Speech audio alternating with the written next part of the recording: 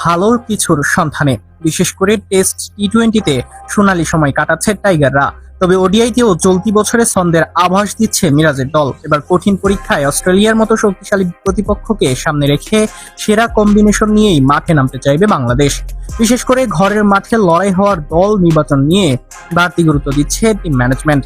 Batting, bowling ও finishing তিন বিভাগ মিলিয়ে ভারসাম্যপূর্ণ একাদশ সাজানোর চেষ্টা থাকবে নির্বাচকদের।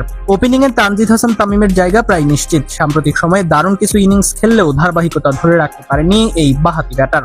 তবুও তার আক্রমণাত্মক ব্যাটিং স্টাইলের উপর ভরসা রাখবে দল। তবে তাকে সঙ্গ দিতে পারেন অভিজ্ঞ সৌম্য সরকার। দীর্ঘদিন পর জাতীয় দলে ফিরে আবারও নিজেকে প্রমাণের সুযোগ পেতে পারেন তিনি। সাইফ হাসান সাম্প্রতিক সময়ে প্রত্যাশা পূরণ করতে না পারায় সৌম্যই এগিয়ে থাকছেন ওপেনিং দৌড়ে। 3 নম্বরে থাকবেন অধিনায়ক নাজমুল হোসেন শান্ত। দলের অন্যতম নির্ভরযোগ্য ব্যাটার হিসেবে তার উপর দায়িত্ব থাকবে ইনিংস গড়ার। 4 নম্বরে দেখা যেতে পারে তৌহিদ হৃদয়কে। মিডল অর্ডারে বাংলাদেশের সবচেয়ে কার্যকর ব্যাটারদের একজন এখন হৃদয়, তাই গুরুত্বপূর্ণ এই পজিশনে তাকেই ভরসা করবে টিম ম্যানেজমেন্ট। উইকেট রক্ষক ব্যাটার হিসেবে 5 নম্বরে খেলতে পারেন লিটন দাস। ইনিংস ধরে রেখে বড় স্কোর গড়ার পাশাপাশি শেষ দিকে দ্রুত রান তোলার সামর্থ্য রয়েছে তার।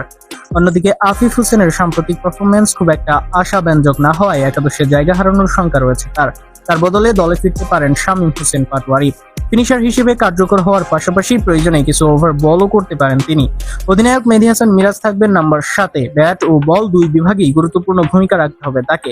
নাম্বার 8-এ থাকতে পারেন লেগ স্পিনার রিশাদ হোসেন, যিনি ব্যাট হাতেও দারুণ রান তুলতে সক্ষম। পেস আক্রমণের নেতৃত্ব দেবেন মুস্তাফিজুর রহমান, তার সঙ্গে গতির ঝড় তুলতে থাকবেন নাহিদ রানা। নতুন বলে সুইং ও নিয়ন্ত্রিত বোলিং এর জন্য শরীফুল ইসলাম কিংবা তানজিম হাসান সাকিবের মধ্যে একজন সুযোগ পেতে পারেন, সেখানে শরীফুলের থাকার সম্ভাবনাই বেশি।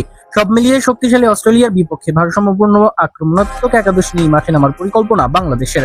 আগামী 9 তারিখ প্রথম ম্যাচে মিরপুরে মাঠে নামবে বাংলাদেশ।